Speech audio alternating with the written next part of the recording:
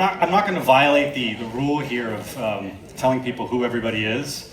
But what I will say about this particular group here is that they put a lot of time, energy, and resource into trying to figure out what's coming next and what's actionable today. So timing is a big part of, I think, what this crew does particularly well.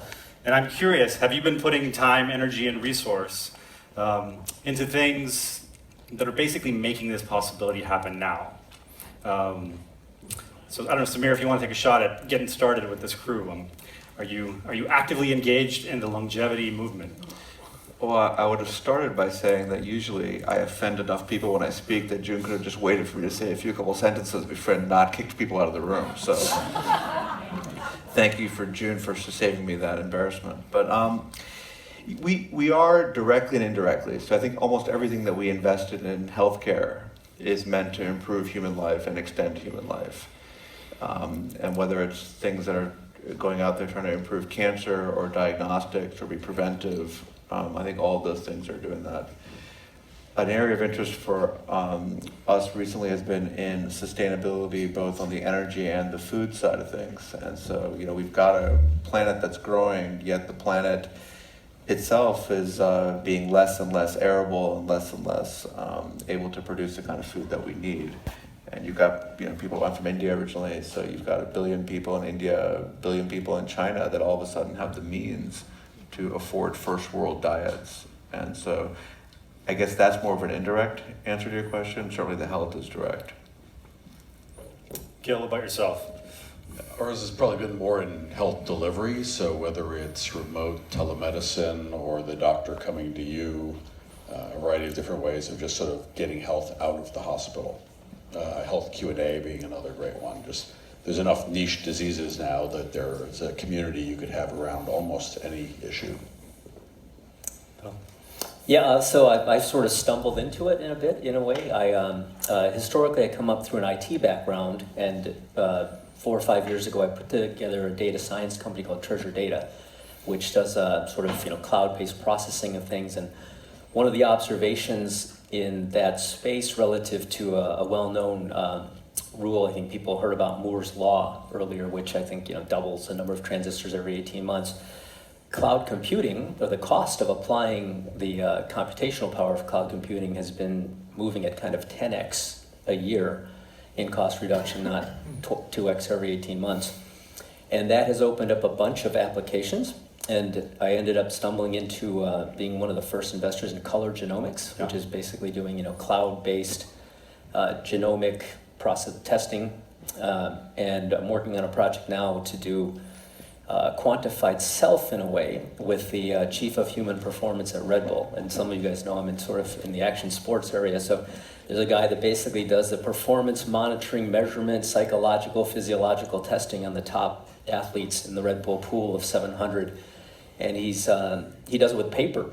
So I'm basically automating his methods so that you can do sort of individual performance tuning on people and ultimately move into real life Moneyball for teams.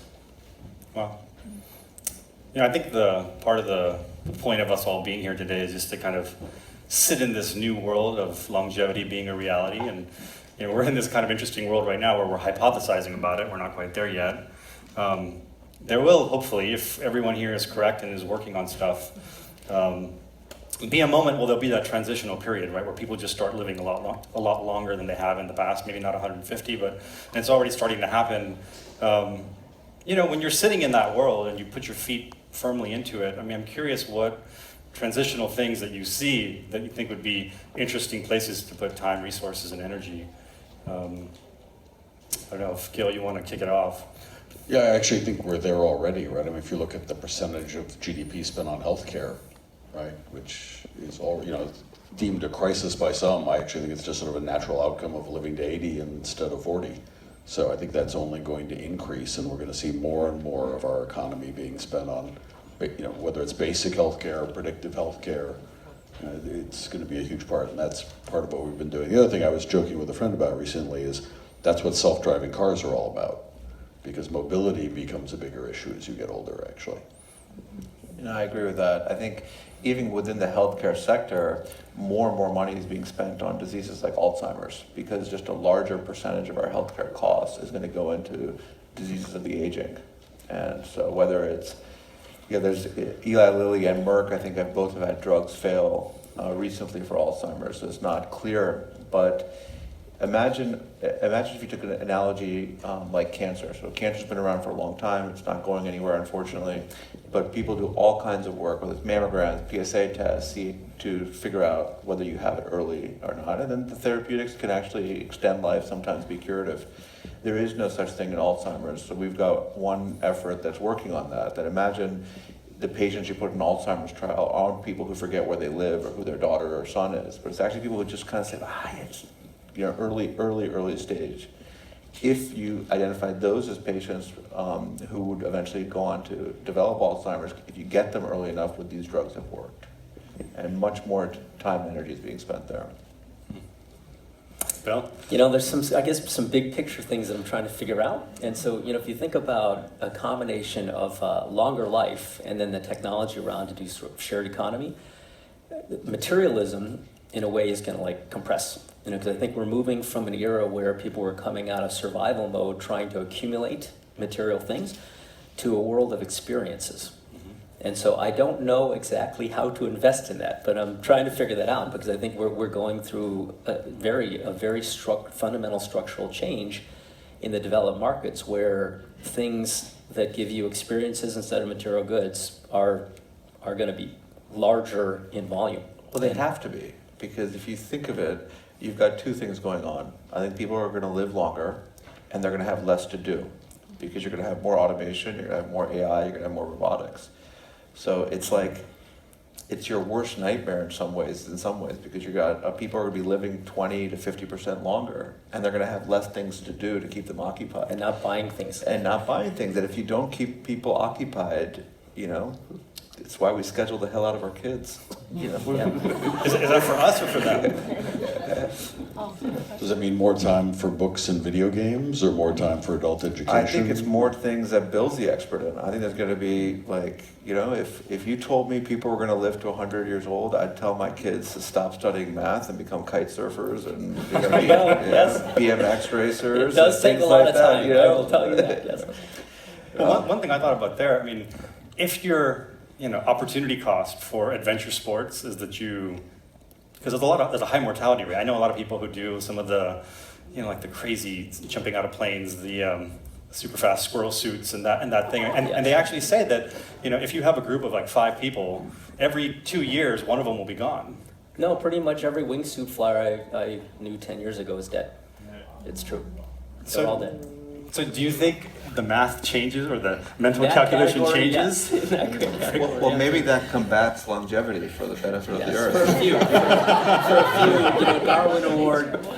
My grandfather in India is horrible to say, but he's passed, and this is like an HR-free zone, I suspect. But whenever there used to be a big typhoon in India, I'd say, Nana, I go, look at all these people he died. He goes, don't worry, for India, it's population control. It's great. But yeah.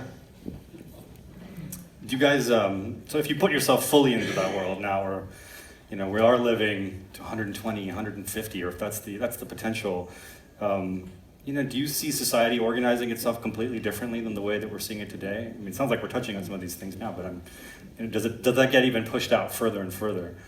Well, you can kind of see the beginnings of those trends, right? So, in a world of kind of work hard, play hard, the old style of work hard would be typified by sort of the Japanese salaryman structure, right? So these mega monolithic 20,000 or 100,000 person companies and skyscrapers in Tokyo that work the whole day, and you're kind of committed and locked up. And then I think modern technologies has allowed the molecules that make up those companies to sort of kind of disperse.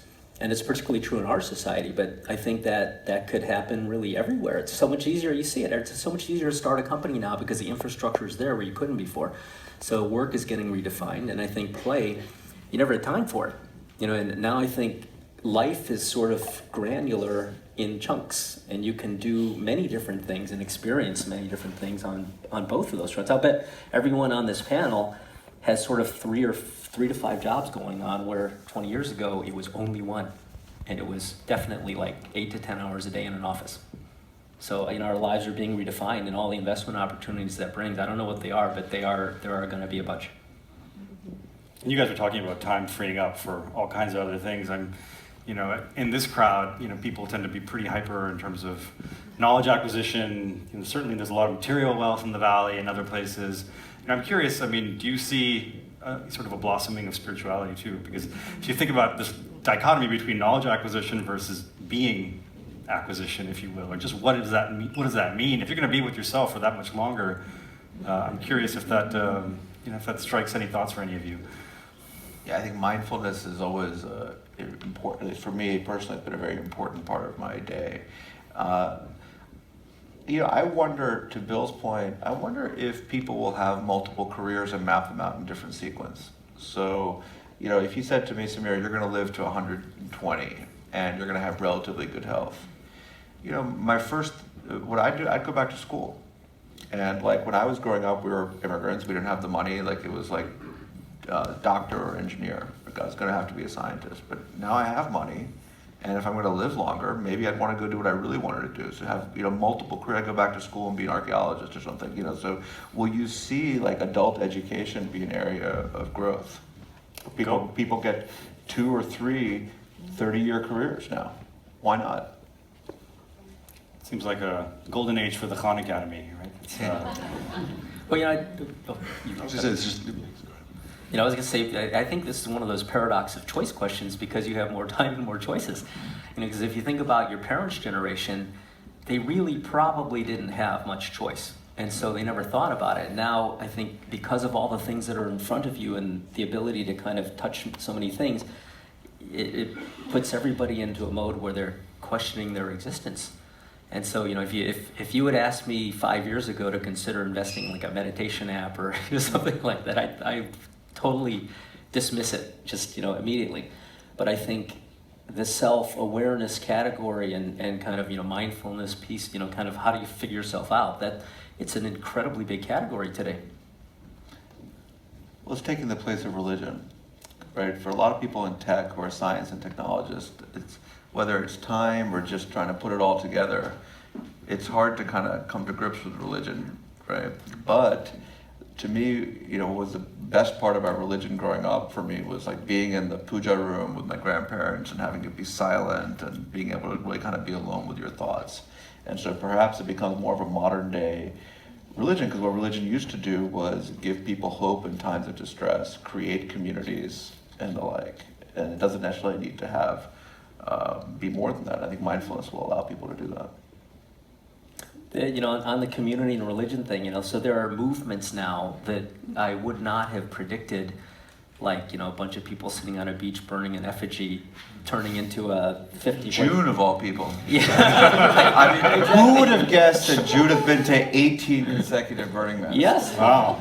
Yeah, so, I think, it used to be, the church was the center of community where you'd hang out with people of similar beliefs and values, and now it's a bunch of people sitting in front of speakers at, nighttime EDM events at Burning Man, and that's the new religion where you're kind of creating community. And I guess we're not supposed to talk about by backgrounds, but, I've got this community of athletes, and it kind of has become a cult. It's sort of a number of people that identify with a certain lifestyle and attitude, and they bond to form communities that, it's not necessarily fundable, but there are social and economic waves that move with those communities. Do you worry about inequality? Just talking about community and social economic waves, we're obviously in an interesting moment right now where you could argue that a lot of what's happened in the political system here is a referendum on that inequality. We're techno-optimists here, but when I think about some of these things, I do think, man, if inequality, if it's unequal now, and if access is limited to these sorts of things, where life, liberty, and the pursuit of happiness, life is like it's a public good. I didn't worry about it so much until the election, and then that election was a huge statement because I think it was really a kind of a defining moment that this country is not the country that I thought it might be in terms of, voting power. And I think the economic disparity that's occurred as opportunity has touched a small part, a lot of people in this area. It's just causing a polarization that it's obviously explosive. And fundamentally cancerous. So I don't know how to fix it, but yes, it's a worry. I think the only way, humbly, the only way you can solve that inequality is through education and equal access to education to folks. And I think perhaps with the cloud and internet being available everywhere and mobile devices become cheaper and the Khan Academies of the world, you may have a chance at making it more equal, in terms of education. Otherwise, it's so hard to see the cost of private schools, the cost of college education. People have to make real trade-offs, and until you democratize education, you're going to continue to see the equality gap. I mean, but that is happening, right? And I was at Khan Academy on Saturday, and they are going global, right? They have people in every country, and they're multi-language now, and Udemy and the rest of the class structures. And I guess I'm less worried about that because I see. But do you think the poor, the projects and the public housing have access to Wi-Fi and access to internet, and the kids in those areas have parents who are helping them get devices to be able to access that? I mean, the schools help, right? And you do see kids at McDonald's at night because mom can't afford Wi-Fi. Right. But the libraries, and there is increasingly Wi-Fi access in lots of places. So at least in the US, I feel like that's less of an issue. That's something I would definitely hope that solutions for some of these kinds of questions start to come out of this community, right? Because on one hand, we're giving such a big, potentially building to this fascinating future. It'd be scary if it was just inhabited by a few of us, not all of us. I want to go back to one thing you said earlier, which is if you live to 120, right? And if you're highly educated, you may say, okay. Gil is not 120. Thankfully. I mean, only 90. He said that by that statement. Just wants to be clear about that. But your comment was like, I can go back to school and get another degree. And I think for a lot of people, one of the opportunities that comes out of technology is I can work part-time, I can work when I want to work. And so whether it's the Ubers and Instacarts of the world or a variety of other businesses, I'm really excited about the notion that I don't have to retire. I can work when I want to, where I want to, at the pace I want to. But Uber and Instacart will go to robots and autonomous vehicles. They will, but like we invested in one that stocks the grocery shelves when the shelf is empty, or one that orchestrates all the workers going into a real estate project and having them show up at the right time to do the Formica, right? The notion that, at least it's more true for men than women, but a lot of men retire and die shortly thereafter, right? It's actually a significant part of the male psychology is like, my work is who I am. And so the notion that you don't have to retire and that you can work on things you want to work on when you want to work on, take a year off, come back. Flexible work to me sounds like sort of one of the cooler things to come out of what's happened here in the last 10 years. So to that point, if you knew you could live to 120, what would you do differently now? My answer is somewhat similar to what you said, is I'd probably dabble in trying a bunch of things new and try different work, because the opportunity to try it and see if I'm any good at it is a lot better than it was 10 years ago. The barrier to entry of learning these skills is lower. Yeah, I mentioned that I would love to go back and get another career. But the other thing we didn't touch upon, and I hope we're not taking for granted, is that if we increase the average life expectancy by 50%, we also have to increase the average savings by probably an even larger number. Social Security has to change. Social Security, Medicare, and just your own personal savings equation. What are you going to do about that? What are you going to do about it, though? Well, for me, I guess as you're asking, I was wondering in what form. So you guys probably all seen X-Men, right? And my wife is in the audience, so she knows. But I would love to be Wolverine. Go blue, baby. If I could instantly regenerate and not die during that 120, I would do everything. So the ability to take risk and splat and just come back, holy wow. More squirrel suits. Yes. More squirrel suits. Yeah, so if the living to 120 includes regeneration, and inject myself with stem cells in the back, then Oh, life would be great. What would you do? What would be the one thing if you knew? I would put the wingsuit. I've do tried it? the wingsuit, but I have to do that 2,000 times. But you have to jump out of an airplane a couple thousand times with a parachute before you can actually fly the wingsuit. And I don't have enough time, you know. But if I knew I could live to 120 and fly, you know, jump out of everything and just, oh man, would that be great? Well, speaking of time, I think I can see that look. So, it was a pleasure. Thank you. That's great.